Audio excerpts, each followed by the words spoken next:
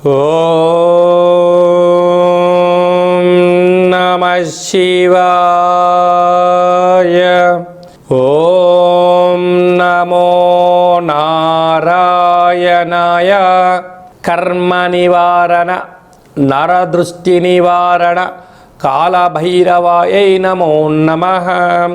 ఓం కాళకాలాయ విద్మహే కాళాతీతాయ ధీమహి తన్నో నరదృష్టి నివారణ కాళభైరవ ప్రచోదయాతు. హరి ఓం. మా ఛానల్కి స్వాగతం. చూస్తున్న వీక్షకులకు ప్రేక్షకులకు ప్రియ కాళభైరవ భగవద్బంధులకి స్వాగతం పలుకుతూ మమ్మల్ని ఎంతగానో ఆదరిస్తూ ఉండబడినటువంటి ప్రియ సోదర సోదరీమణులకు ఎవరిపైనను గ్రహణం దోషం లేకుండా, గ్రహణం యొక్క శూల ఎవరిపైన పడకుండా అందరికీ ఐశ్వర్యాన్ని ఆనందాన్ని ప్రసాదించాలని, అలాగనే తెలుగు సంవత్సరానికి వీడుకోలు పలుకుతూ కొత్త తెలుగు సంవత్సరానికి స్వాగతం పలుకుతున్నటువంటి కాల సమయంలో కనుక అందరికీ ఈ సంవత్సరంలో జరిగినటువంటి అద్భుతాలు ఐశ్వర్యాలు అలా జీవితకాలంలో నిత్యము ఐశ్వర్య ఆనందంగా గడపాలని, సకల అష్ట కష్టాలకు స్వస్తి పలుకుతూ నూతన అధ్యాయ జీవితంలో సువర్ణ అధ్యాయానికి స్వాగతం పలకాలని కోరుకుంటూ అందరికన్నా ముందుగా శ్రీ పరాభవనామ సంవత్సర పండగ శుభాకాంక్షలు. మనకు 1వ తారీఖు మార్చి నెల 2026 నుండి 15/3/2026 వరకు పుట్టినటువంటి వారందరికీ ముందస్తుగా జన్మదిన శుభాకాంక్షలు. గతంలో వివాహం చేసుకున్న వారికి వివాహ వార్షికోత్సవ శుభాకాంక్షలు. ద్వాదశ రాశుల్లో గ్రహ గమనాలు వీక్షింపచేద్దాం. మిథున రాశిలో దేవగురు బృహస్పతి సంచార స్థితి, సింహరాశిలో కేతు సంచార స్థితి, కుంభరాశిలో చతుర్గ్రహ సంచార స్థితి, రవి కుజ బుధ రాహు సంచార స్థితి, మీనరాశిలో శుక్రుడు మరియు శని సంచార స్థితితో ద్వాదశ రాశుల్లో గ్రహ గమనాలు ఈ విధంగా ఉన్నాయి. వృశ్చిక రాశి వారికి ఎన్నడూ లేనటువంటి విధంగా అర్ధాష్టమ చతుర్గ్రహ సంచార స్థితి ఉన్నప్పుడు గ్రహణకాల సమయంలో దోషం లేకపోయినను గ్రహణ అదృష్టాన్ని యోగాన్ని ఎలా పొందాలో ఈ వీడియోలో సవివరంగా సంపూర్ణంగా తెలుసుకుందాం. వృశ్చిక రాశిలో ఏ నక్షత్రాలు వస్తాయనగా విశాఖ నక్షత్రంలోని చివరి పాదం 4వ పాదము, అనురాధ నక్షత్రంలోని 4 పాదాలు, జ్యేష్ఠ నక్షత్రంలోని 4 పాదాలు కలిపితే వృశ్చిక రాశి. రాశాధిపతి కుజ భగవానుడు. వీరికి చతుర్గ్రహ సంచార స్థితి 4వ స్థానంలో. చూడండి ఎలా ఉందో, 4 గ్రహాలు 4వ స్థానంలో. అర్ధాష్టమ అంటారు.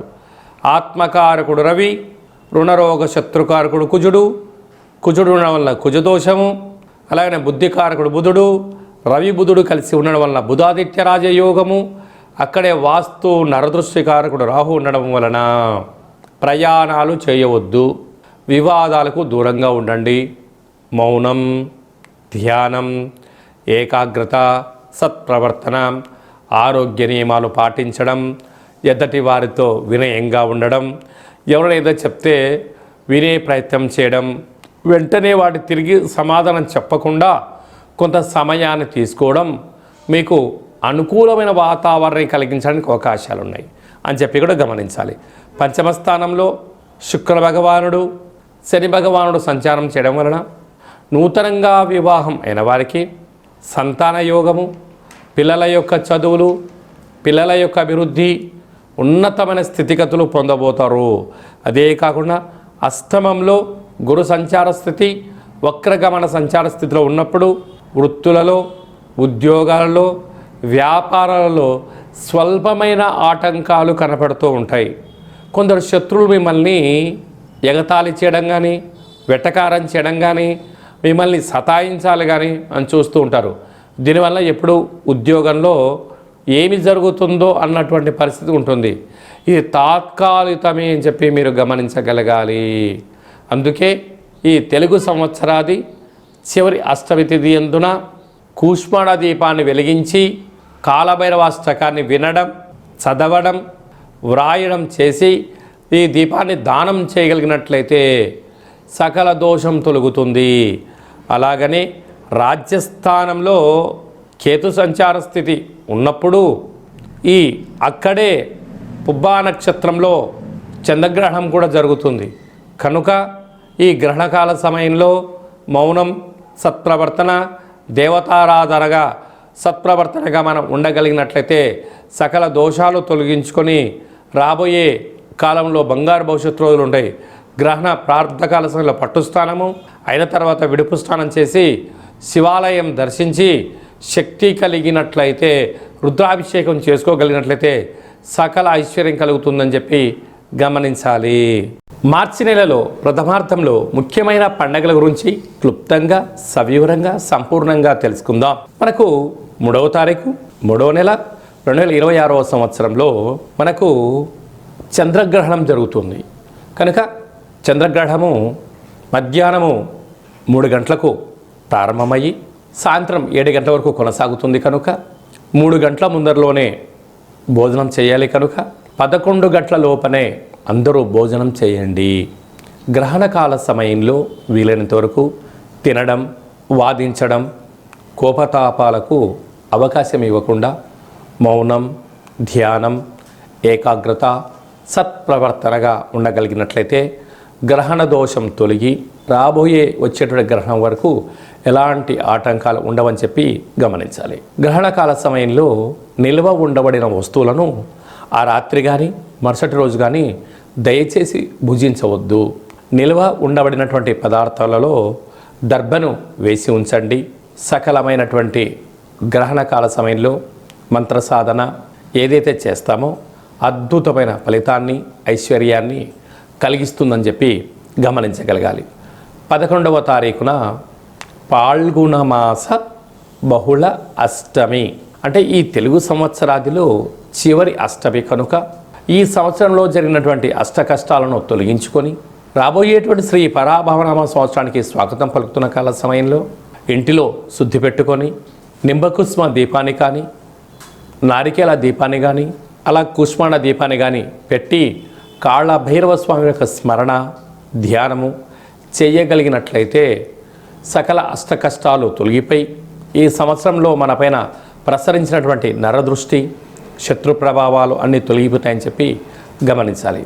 అలా కుదరలేనటువంటి వారు ఈ కింది నెంబర్ సంప్రదించినట్లయితే మన యొక్క దేవాలయంలో నిత్యము కాళ్ళభైరవ హోమ కార్యక్రమాలను ఆచరింపచేయడం జరుగుతుంది. కనుక అందరికీ వీడియో కాల్ ద్వారా చూపించి మీ గోత్రనామములతో కాళ్ళభైరవ పూజ హోమ కార్యక్రమం చేయించి ప్రసాదంను మీకు పంపించడం జరుగుతుందని చెప్పి కూడా గమనించాలి.